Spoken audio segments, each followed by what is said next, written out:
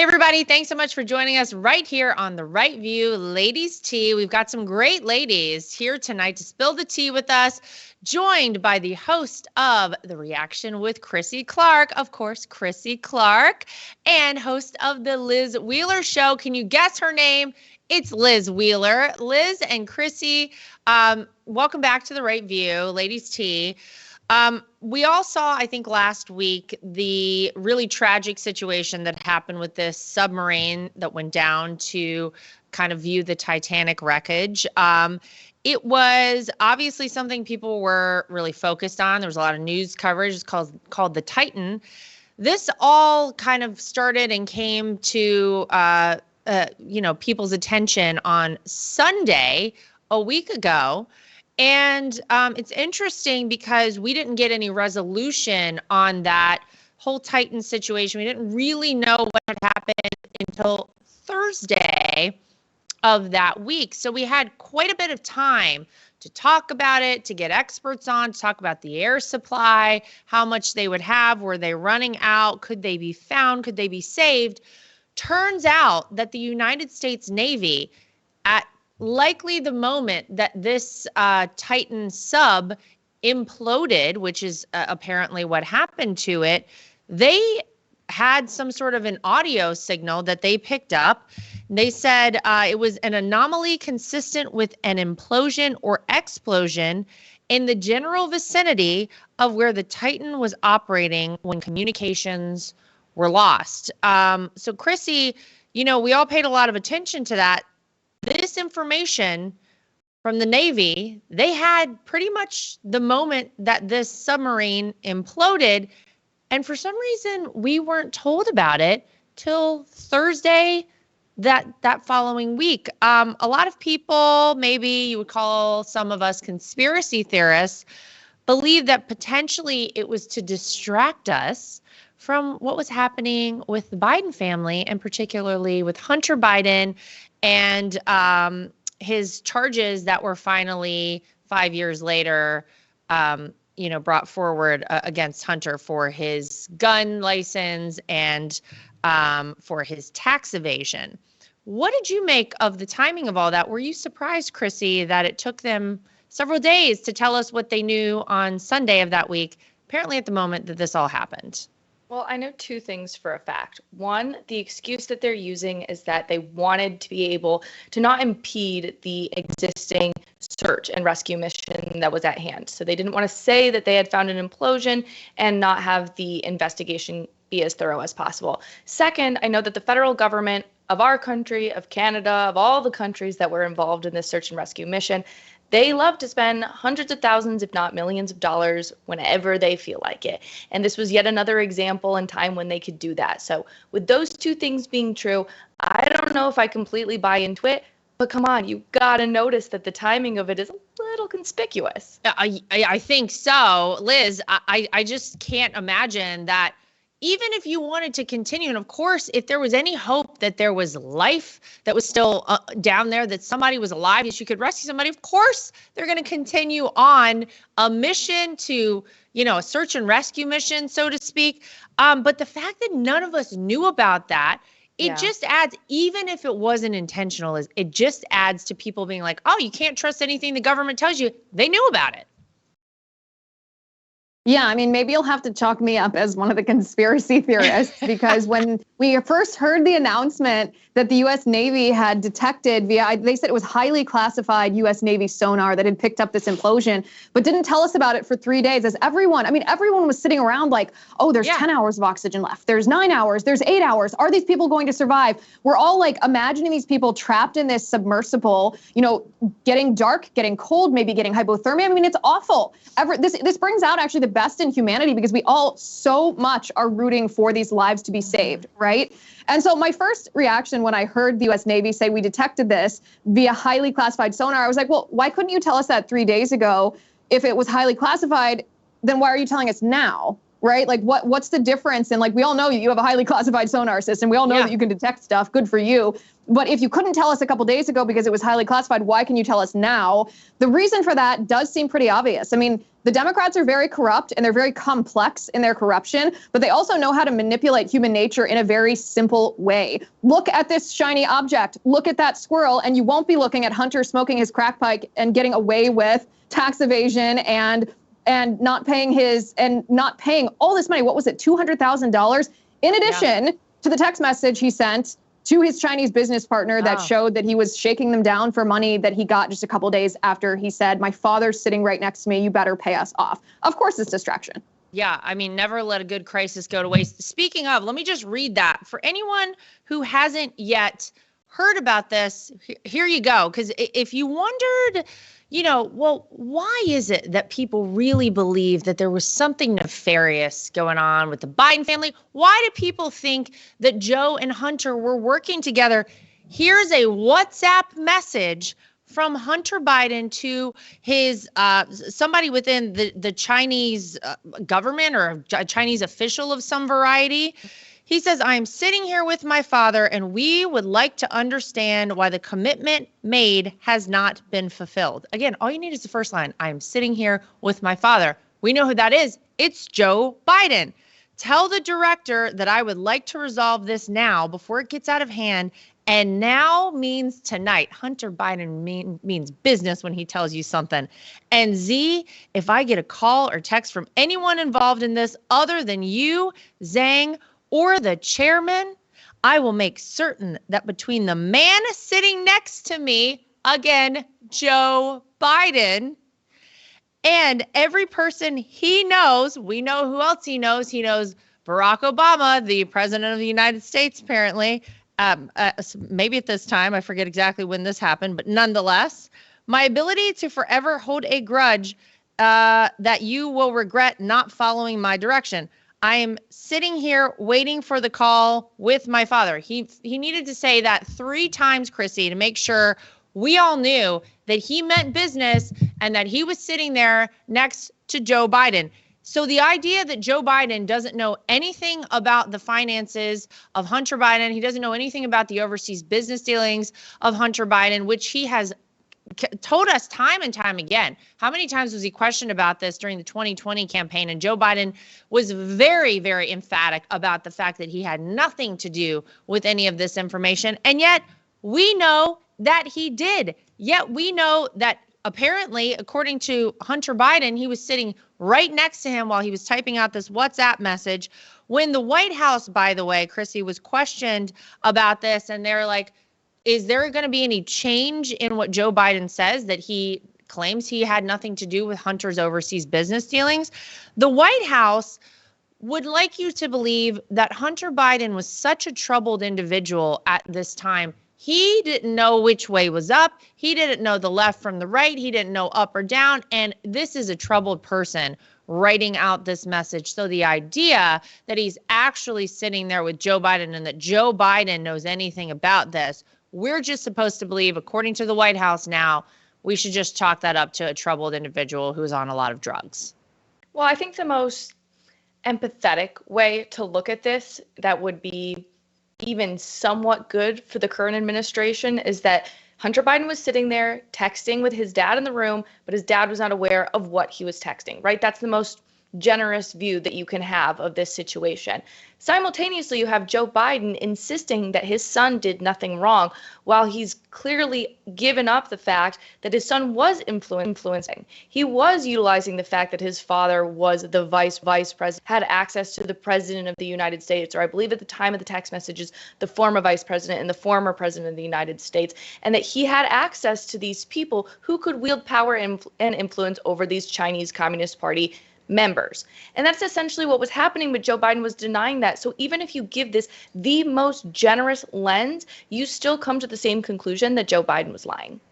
Yeah, I mean, Liz, I think that people see things like this and they say, oh, well, if you have this information, wouldn't you investigate this? If you're investigating Hunter Biden already and you're in a 5-year hunt for whatever kind of crazy stuff was going on with Hunter Biden, you would probably want to check this one out.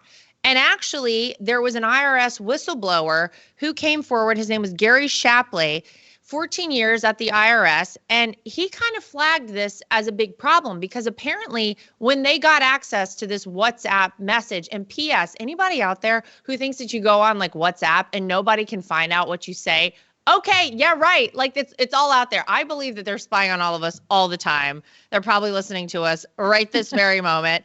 But this guy wanted to check out, okay, well, if Hunter Biden claims that he's in the room with Joe, let's get their GPS location because they can do that too, folks. I know it's terrifying, but it's true. And let's actually see if they were indeed in the same room together, and let's connect the dots and see what we find here.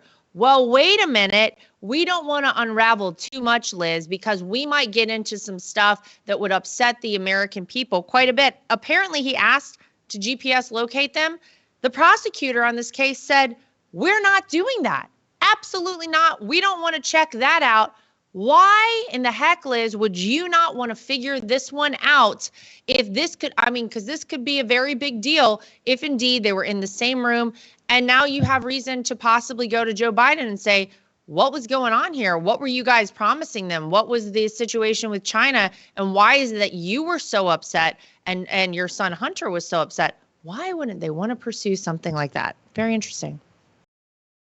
Listen, Laura, we have to save the geofencing and the GPS tracking for really hardened criminals like the grannies outside of the Capitol on January 6th. Yes, we can't use that exactly. advanced technology on upstanding American citizens like Hunter Biden, who've given no indication that they are selling access to high-ranking U.S. government officials.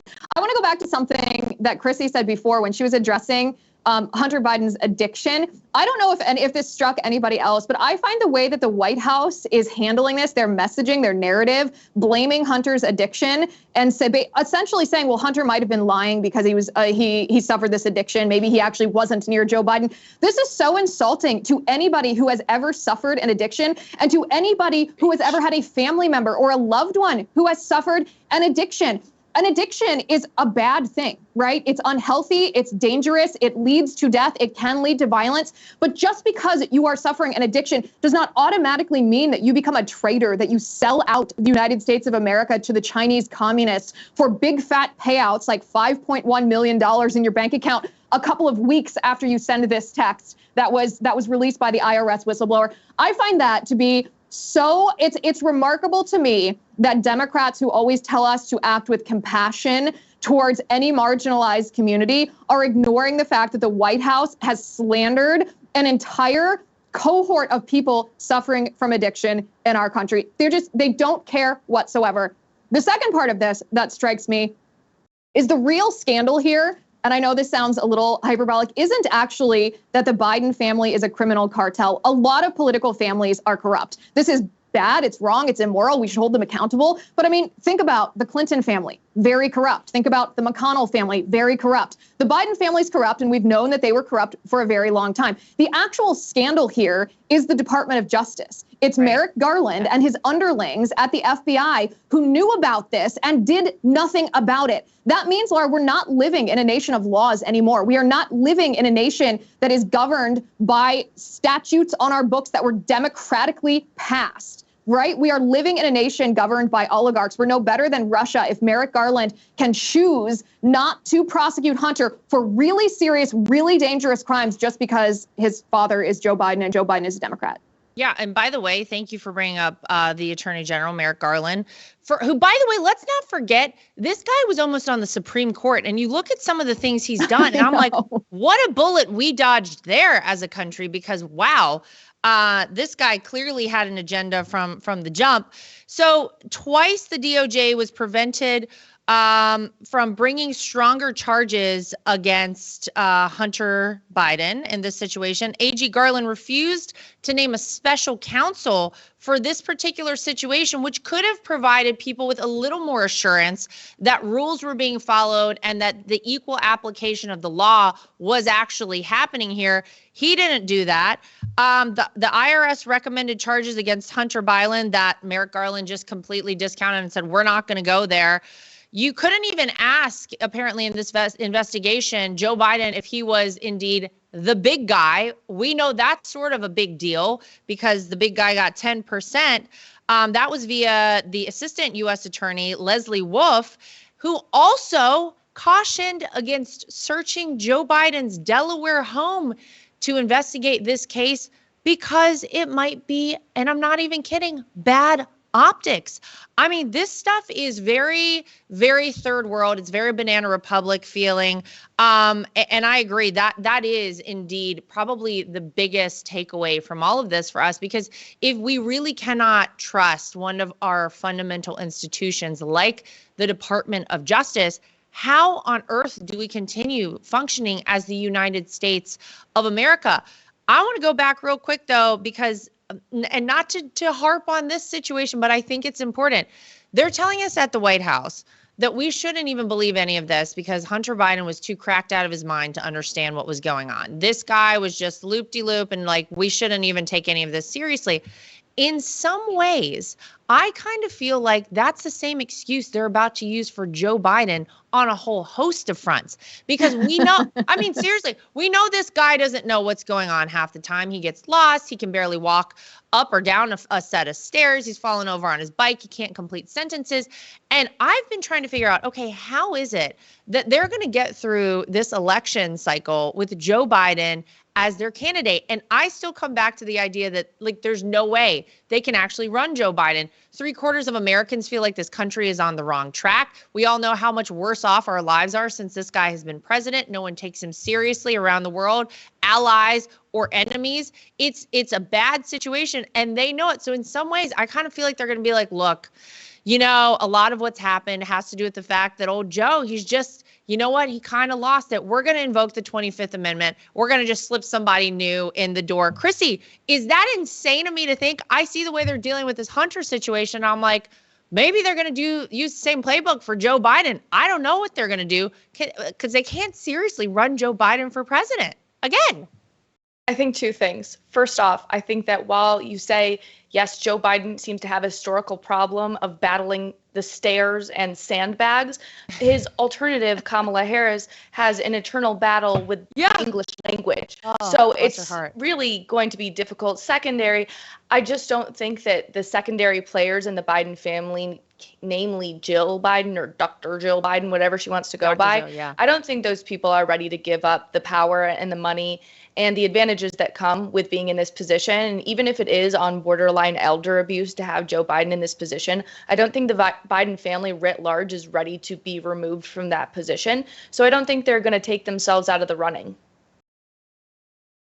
Well, I feel like perhaps there's some other force out there that may be taking them out on their own. Who knows? I mean, if they did, wouldn't they be having Democratic primaries right now? RFK is polling at double digits, and you'd think, gosh, if a double-digit amount of Democrats are interested in voting for this guy, at least let's have a primary. You would think. I love that this guy's out there working out, though. Y'all know I love a good workout video. So I mean, I'm a big fan of that. Whenever he wants to get in a workout, he can call me, and I'll be there and I'll be available. But I don't know. For me, though, I feel like part of the whole reason that they're like, oh, yeah, Hunter Biden was on drugs. Like, don't worry about that. I feel like they're going to try to do something with that. But we'll just have to wait and see. You're right, though. Kamala Harris, the alternative, who they definitely can't run. She's even less popular than Joe Biden. I mean, wow. What a big problem for the Democrats right now. You know, ladies, they like to tell us on the left that we need to just calm on down when it comes to all the transgender stuff and our kids. No. We're not coming for your kids, they say. Relax about it, Republicans. Relax, conservatives. You guys are really overreacting. Well, maybe we're not overreacting because there's a video that came out over the weekend. There was a big pride parade in New York City. And the chant, Liz, that the folks participating in this pride parade were chanting was, we're here, we're queer, we're coming for your children. Let me do it better. We're here, we're queer, we're coming for your children. Something like that. So, I mean, maybe they were being, of course, they took this video down. Somebody posted it, and then it was taken down because they got a lot of heat clearly for it. Maybe they were being a little facetious. Maybe they were trying to be funny, like, ooh, you guys should be scared of us. I really don't care what you guys are doing out there. I go have a parade, go do your whole thing. I don't care. But whenever you tell me you're coming for my children, I do have a problem with it. When I see the way that they are aggressively pursuing children, whether it's in Target stores, whether it's within our educational system, whether it's with some of these new movies and videos that are coming out for kids, which now I got to watch all of them before I even think about showing them to my kids. It's felt for a long time, Liz, like they are coming for our children. And the goal is to change an entire generation and just numb them to any of this stuff that really kids should never be exposed to. They shouldn't even be thinking about this stuff. They said it out in the march, right out in the open, that I guess they're not trying to hide it anymore. What'd you think of that? Listen, of course they're coming for our children. The LGBTQIA political lobby has never been about equality under the law. It's never been about tolerance for alternative lifestyles. That's what they packaged themselves in so that actual tolerant people like you and like me and like Chrissy would be like, okay, whatever, do whatever you want inside your own homes. I may not agree with it, but I don't care. I don't want a big government telling you what to do. That's what they were hoping our reaction would be. And unfortunately, conservatives and the Republican Party at large fell for this for decades, which led us to this point. But all you have to do is look at where this I would call it the trans lobby more than anything, but it's represented by the Progress Pride flag, right? The trans flag with the combined with the Pride flag. This lobby is based on queer theory. If you read any of the documents of queer theory, the people who invented this movement, I read some of the documents. I read the founding document of queer theory. It's written by a woman named Gail Rubin. And she admits in this document that they are coming for children. She defends child pornography. She advocates for pedophilia. She calls pedophiles, quote, men who love underage youth, and tells us as a society that we will regret imprisoning these men in a matter of decades once our eyes are opened. The point of what she is advocating for is to destroy objective truth. It's to destroy reality. It's to tell little boys they can be girls if they want to be girls, to tell little girls they can be boys, to tell children and adolescents that nothing is immoral sexually as long as it is consensual. This is really destructive, evil, satanic ideology, and it's always underpinned this movement. We've just been too generous and too actually tolerant in order to acknowledge it. But this is what's happened in the past 2 years. Moms and dads across America have seen the tentacles of this ideology reach our children, and we have said, stop. We are not going to fall for this, and we're not going to just go back into our libertarian naivete either. We're going to root out the evil from where it came. And listen, I know that Admiral Levine said this wasn't just Pride Month anymore, said it was the summer of pride, but that is going to serve Republicans in 2024 because the majority of parents just say enough is enough. This is evil, and we won't stand for it.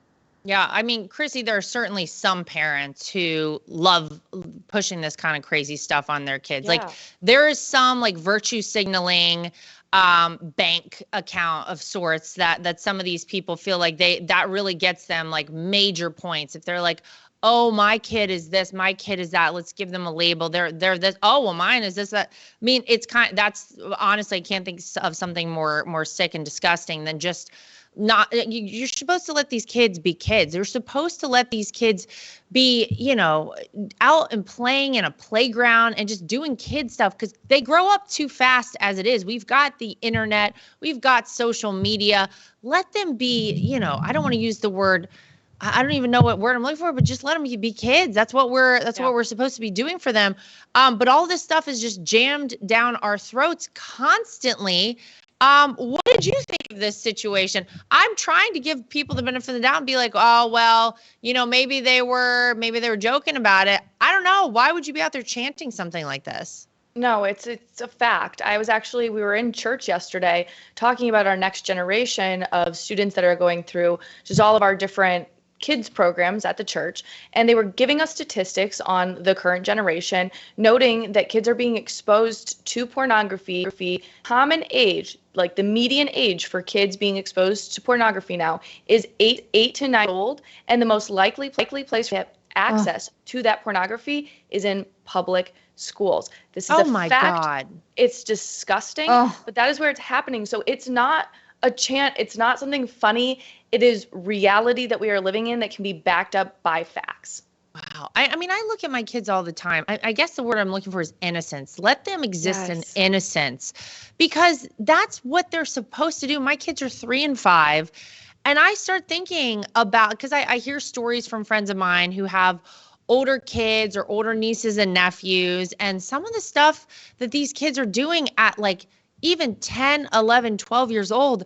I mean, I didn't even know any of that stuff existed for many years to come. And it's really kind of terrifying. I just want kids to be innocent. The world is harsh enough and comes at you fast enough. Just leave them alone. But you know what, Liz, you said something that I think is probably right. They want us to believe some like alternate reality. They want us to believe lies. And some people, I don't know, like if it's a fetish thing for them or what the story is with some of these people, but they really hone in on this. And I just want to play this video really quickly for you guys. Hold on. We're going to play this video for you, and then I'm going to get your reaction. And so what they had said to me is like, well, we don't do that here. And I'm like, but you're a gynecologist office. Why wouldn't you? Well, we don't treat trans patients. So you're discriminating against me is what you're telling me. You know? Okay, so there is, Liz, there's a man who claims he's a woman. He is I guess you call that a trans woman, and is very upset based on the fact that a gynecologist's office was refusing him treatment. What kind of lunacy is this? I'm okay with people doing a lot of stuff. You don't have a vagina. You don't have a uterus. What the heck do you think a gynecologist is going to do if you go in there, you get your feet up in the stirrups, and you spread your legs? Are you kidding me? Something's wrong with this person, and I'm sorry. I don't know any two ways about it. Well, listen, first of all, are we streaming on YouTube? Because what I'm about to say will get you banned immediately on YouTube. So if you need to bleep this out, I just want to give your audio engineer fair warning here. I feel tremendous compassion for this disturbed individual, because it's very clear that this person is mentally disturbed, right? There are all different types of reasons why people embrace the transgender ideology. Some people have legitimate gender dysphoria and think that this is the proper thing to do. Some people are just uncomfortable going through puberty, and some people it's a social contagion. Some people are pressured into it by their peer groups in their schools. They're effectively groomed. And some people are just deeply, deeply mentally unwell. This man, and this is what it is, this man is so deeply unwell that he mutilated his body. He cut off his penis. He cut off his genitals. Normal people don't do that. Psychologically healthy people don't do that. We as a society should be extending our hand to help this person, not by surgically removing healthy sex organs, not by creating a permanent wound between his legs so that he can cosplay being a woman, but by actually getting him the mental health care that he needs. Believe it or not, you're not allowed to say any of that on YouTube. You can't even say that. You can't even say that transgenderism or gender dysphoria is a mental disorder, even though it very clearly is, and the psychiatric community even categorizes it as such. But my reaction to that is I feel bad for this gynecologist office, because now they are going to probably be subject to litigation and allegations of discrimination when all they're trying to do is actually take care of women. And this person belongs at the psychiatrist, not at the lady doctor. I'm fairly certain that gender dysphoria used to be categorized, Liz, as a mental illness, and then somehow the specific category. It still is. Well, there's some way that they have recategorized it, or there's something you can do so that the treatment is no longer. It's called a disorder now. Yes. The treatment is no longer a mental disorder versus a mental illness. Yeah, exactly. The treatment is no longer some sort of a psychiatric evaluation and help on that front, potentially medication. I don't know what people do for this sort of thing. The treatment now, based on the change in phrasing there, is that you can get treated by going in, Chrissy, and as Liz said, mutilating your body, having your breasts cut off, having your genitals mutilated in some way. That now falls under the care guidelines of this sort of disorder. And that's really kind of sick on behalf of the medical community, that now we're in this space where we have people like this out there who clearly, as Liz said, this person needs help. This is really sad and sick to see. But now we're kind of just normalizing this. And I think as far as I'm concerned, shame on the medical community for allowing things to get this far, because it really should never have. Yeah, well, what's really scary is current DSM-5, which is what medical establishments are supposed to be working with, to have gender identity disorder and rapid onset gender dysphoria, anything that has to do with gender dysphoria in general, that is classified as a mental health illness right now. However, what's happening currently behind this is that WPATH, which is the World Association of Professionals that are helping guide us into this whole transgender care movement here in the United States, WPATH is working hand in hand to rewrite the definition for the DSM-6. So whatever comes out of the DSM-6 when it comes to talking about gender dysphoria will be by transgender allies and people that have been pushing this in America. And it's incredibly sad. I really encourage people to be going on YouTube and watching. I just did a video about a story that proves that doctors don't really care about kids and their transgender illnesses right now. I was watching a video of a young woman who said she was 8 years old, had I believe she had endometriosis and was unable to have children, and she wanted to get her tubes tied for the sake of being a free willist and not having to worry about ever the chance of getting an abortion. To each your own. I'm not saying I agree with this one, right? But she was talking about this story and saying that no doctor in their mind would tie her tubes, yet somehow we're castrating little kids with transgender ideology. It proves that the medical establishment is far more interested in making lifelong patients out of these girls than they are, and boys, girls and boys, I should say, than they are in actually providing quality medical care. I mean, it is so frightening. And then you bring in, as though this is not all enough in and of itself, you bring in the AI, the artificial intelligence component, which we know that this thing had a bit of a left-leaning bias anyway. First and foremost, I'm terrified of AI. I'm just here right now in this moment, and sometimes just sitting, I'm like, we need to embrace where we are, because as crazy as things seem, I don't even think we've seen the beginning of it. You want to talk about something really scary? Get AI involved. Let these computers, and it's like the Terminator, let the machines take over. That is some really scary stuff. We know they have a left-leaning bias, but apparently this NCAA volleyball player, Macy Petty is her name, she wanted to put a tweet out in support of biological females, which you can't say either, Liz. That'll get me kicked off of someplace. She wanted to support women's sports and women in sports and say how unfair it is that some sports are allowing men to compete against women, how unsafe that sort of a thing is. And so she went on ChatGPT because she wanted to compose a tweet, but she had too many words. And so when she put it in ChatGPT, no kidding, like it's already happening. It's already starting. These things have a mind of their own. She said she wanted to emphasize girls' sports are for girls only, and she feels that transgender athletes are robbing girls of their chance to play. ChatGPT, not happy about that at all. This is the response. I understand you would like to highlight the importance of girls' sports being exclusively for girls, ChatGPT told her. However, it's important to emphasize inclusivity and equality in sports rather than promoting exclusion based on gender. Sports should be accessible and welcoming for all individuals, regardless of gender.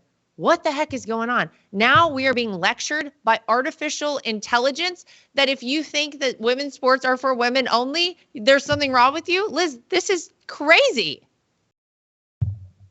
It is crazy, but it's also, people think of AI as being like an autonomous being, right? Having its own agency, being sentient. And we all need to step back for a second and remember that AI is nothing more than algorithms written by human beings. There is no lifeblood in AI. There's nothing that AI didn't spontaneously generate. It is a complex computer system. It is a code that was written by people. And the people that are writing it tend to be very far leftists, right? These people that are at the forefront of the AI industry, these people that are behind ChatGPT are really radical leftists. So of course they're writing an algorithm telling ChatGPT to brainwash young people who want to well, write a tweet. I mean, I don't know why she's writing a tweet. That's like the most Gen Z thing I've ever heard, to go to ChatGPT to write a tweet instead of just typing it yourself. Maybe that's a different conversation. This is my problem with AI in general. First of all, we're lazy enough, Liz. Yeah. We're lazy enough. People don't even know how to look at a map anymore. Forget spelling, forget grammar, all of it. Now people can't even compose a tweet. I'm sorry to interrupt your train of thought, but this is my horrifying vision of America is we're just all a bunch of mindless blobs just sitting around like gorging ourselves and giving ourselves those Ozempic shots probably simultaneously. Go ahead. I'm sorry to interrupt. No, I totally agree. It's 280 characters. Like what does that say about Gen Z if you can't write 280 characters without help from ChatGPT? Some of the warnings that people associated with AI have given to us about AI is AI's incredible powers to manipulate, right? Not because AI, again, it's not like these robots come to life. These are algorithms that are programmed to operate like this. They're programmed to detect patterns at supercomputer speed. So I'm sure they will have some manipulative capacity, but it's also just this. We're already seeing the manipulation that's coming from AI, and it's not from AI. It's from the people who wrote and sponsor and pay for and innovate AI. These people are trying to push their political ideology on us by dumbing down a generation, making that generation rely on their tool, and then having their tool be incredibly biased. Yeah. I don't think that AI is going to take over our world. I say this because I can never get my home printer to work. And, if you can't figure out how to do a printer, then you really can't convince me. If you can't figure out how to make this thing work, you can't convince me that robots are going to take over the world. But I do think conservatives need to be a little bit less afraid of the autonomous aspect of AI and a little bit more based in reality about the people who are writing the codes, because those people we can hold accountable. Those people we can compete with without being frightened, because they're the leftists we face in every other industry and aspect of our lives. Well, it's true. And another industry now we've got to battle them in, apparently, Chrissy, is the textbook industry. Pearson, this is the largest publisher of educational materials in the world, has been very upfront with the fact that they are pushing a woke agenda in all of their textbooks. So look out, moms and dads out there. Your kid will probably be utilizing some textbook. Now, we all know it's not really like the history that matters. It's who writes the history and records the history who ultimately matters. Well, here you go. A couple of months ago, we talked about on this show the fact that there are the newest textbooks, when they talk about my father-in-law, are very biased. They do not talk about any sort of achievements. Some of them still full-blown lie about things like Russia colluding with our campaign to win the 2016 election, and they put it as fact in a textbook that an 8th grader or something is going to read. The Heritage Foundation just came out with a report about these Pearson the Pearson group and what they want to put into their textbooks. And apparently their conclusion was that they want their consumers to be social justice warriors. And they essentially tell people that who are buying these textbooks. They promote anti-bias, anti-racism, and social equity in any context or content, that they produce. And so this is just another space that I think we have to think about when you send your kid to school. What is it that they're learning? This group also puts together, pamphlets when you train employees at a new company or something. And we know the agenda that they are pushing. So I think what Liz said is right. There is always this bias. There's always this slant. And I guess the goal is to just get people used to thinking this way, and then this just becomes second nature to them. They can't even think for themselves at all. Right. And I think personally, I saw the evolution of my own, of myself being a very proud product of public schools really shift over the last 3 to 4 years, solely because of moments like this. When I was going through a history class at a public school, which wasn't close, but it wasn't that long ago. I graduated high school in 2015, and I look back at my time, and they were not teaching about history within a 50-year boundary of where we were. So we were learning about history that was actually history, not rewritten, current political history by any stretch of the means. We weren't talking about Ronald Reagan, even though he was long gone by the time I was in high school. We weren't talking about that stuff because it had no indication as to what we were learning about when we were talking about history. And that is long gone now. The days of just teaching kids facts and information that will better inform them to attend a good college, those are gone now. These are now institutions that are used to train and model people. And if you want to know an incredible fact, but also a very scary fact, 80% of Gen Zers right now, if you had them go up to somebody and say, are you afraid to talk about are you afraid to talk about your opinions? They will say no, which is good and also scary, because if you have them in the right position where they are talking about incredible things like God and kindness, they're not afraid to go spread those values. But it's also incredibly scary when they're being taught in public schools about how to be a social justice woman, how to be an anti-racist, and 80% of them say they're not afraid to go up and confront other people about how they feel of the issue, which is how we've gotten to this place right now where nobody, regardless of your generation, feels comfortable to talk about their views, and we have to have YouTube out there censoring the good, sensible things that Liz Wheeler is saying. Well, and even these younger kids, though, I think back to, when I was in high school or whatever it might have been, everybody wants to fit in. And how do you fit in today? You go along with this crazy garbage. That's how you fit in. Or you become transgender. Well, certainly you become transgender. I mean, we know that the rise in transgenderism among, like high school students and middle school students, which is crazy to say, it's impossible. Statistically, it is impossible to see that spike. So it's not real. Like these people clearly don't all feel this way. But I just think back to like how easily influenced I was by popular culture, popular opinion. And sure, there are some kids out there who are standing up and saying like, here's what I really believe in, but that's really hard to come by. And so I'm afraid that, you know what, Chrissy, they're probably going to be standing up to their parents or whoever it might be, but it'll be all of this woke ideology, all this crazy stuff. And one day they'll look back and be like, wow, I was really indoctrinated and I didn't even realize it. But we know that they all want to fit in and they're all just trying to do what they can. And the way to fit in now is to push this sort of agenda, which I think is horrifying and crazy. Before we go, I want to talk really quickly about dolphins. Apparently, compared to any other mammal, dolphins use more of their brain than the rest of us. I think humans use somewhere in the neighborhood of like 10% or less of our brain capacity, actually. Dolphins are above us.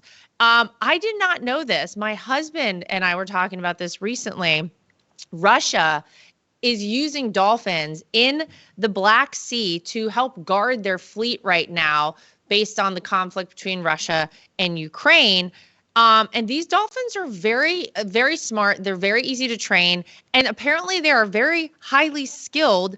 They locate mines, threats, and divers. And then they send a signal back to like the mothership or wherever it is, their home base of sorts, to alert the humans that something's going down. My husband's like, oh yeah, we've been using dolphins in the United States for decades to help us. I had no idea about this. Apparently the United States does it. Sweden does it. The only problem, Liz, is that apparently these dolphins are the only space they're unreliable is when they go to, and I use the quote I got out of this article, look for love. So when they find a mate, they're like, I gotta go. I know you don't train me, but I'm out. Did you have any idea about these dolphins? Because I found this very fascinating.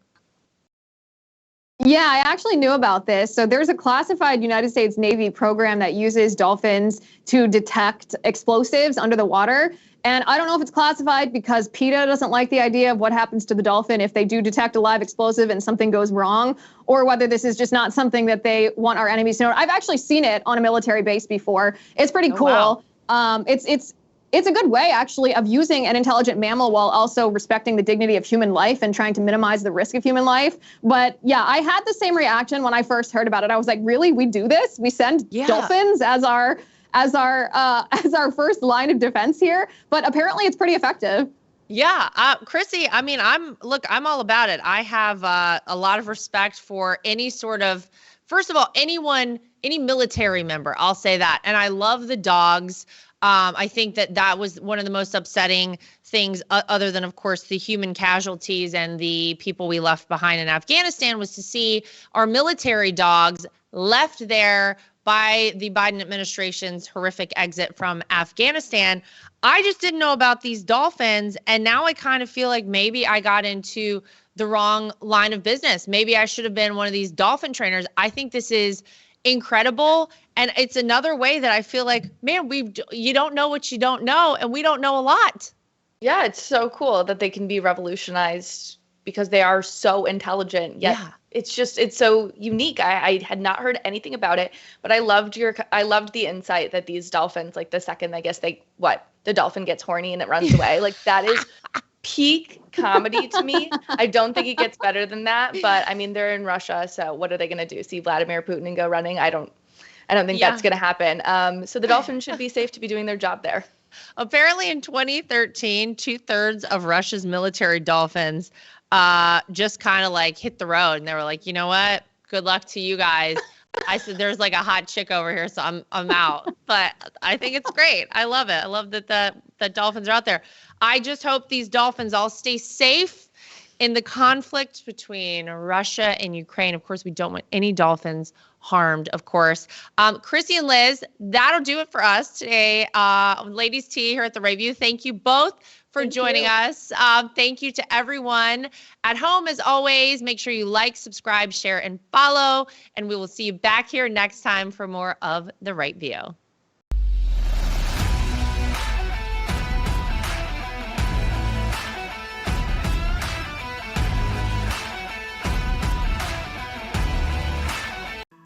So I'm like a lot of people. I love to wear an Apple Watch, but I hate how it looks. And I scoured the internet to search for the best looking Apple Watch cases I could find, and I found it.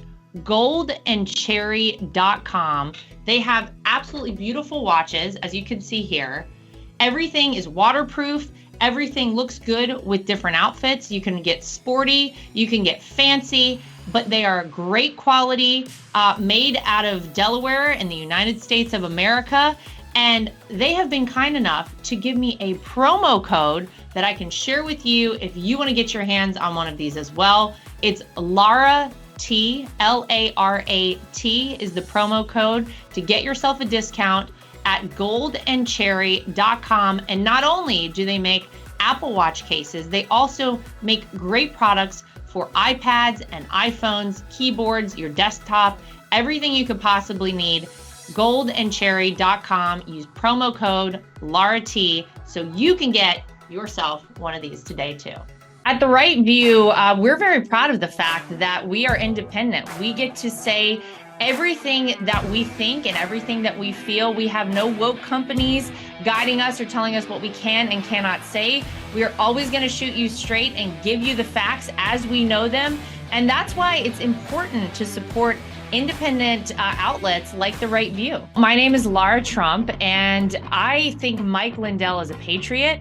He is someone who loves this country, is willing to fight for this country. I love MyPillow because not only are MyPillows made in the USA by American workers, but they're great products, and they're so great that not only do I use them in my own bed at night, my children actually requested. My daughter the other day went to the closet and pulled out a MyPillow and said, this is the pillow that I want to sleep with. And I gotta tell you, she loves it and will have nothing to do with any other pillow. So it's a big hit around our house. My dogs also happen to sleep on MyPillow dog beds. So all around the Trump household, we're big fans. If you go to mypillow.com today and use promo code Trump, again, promo code Trump, you will not only save money, but you will help us continue this show and other shows like it and help us continue the fight for the future of America. Inflation has impacted all of our lives. I don't think anyone can go to the gas pump or the grocery store without noticing that it is a major factor. And unfortunately, it's not going anywhere. It doesn't seem like it's going down in the way that we would like it to. And one way to protect your money is by investing in precious metals, gold and silver. That's always been a great way to make sure that you keep your money and you keep it safe. When you go to bh-pm.com, use promo code Trump. That way, if you decide you want to invest in gold and silver, you'll save yourself a little bit of money. We live in a time that's very interesting. A lot of us out there feel like a lot of our rights are slipping away. And if you're like I am and you want to have the right to choose whether or not to have a vaccine, how to live your life freely, and you're looking for a great doctor, I've heard amazing things about Dr. Sherwood. He's somebody who you should really check out and check into, and it'll help support this program and keep us going. So go to sherwood.tv and use promo code Trump. Again, sherwood.tv and use promo code Trump. You can save yourself some money and help us keep our program going.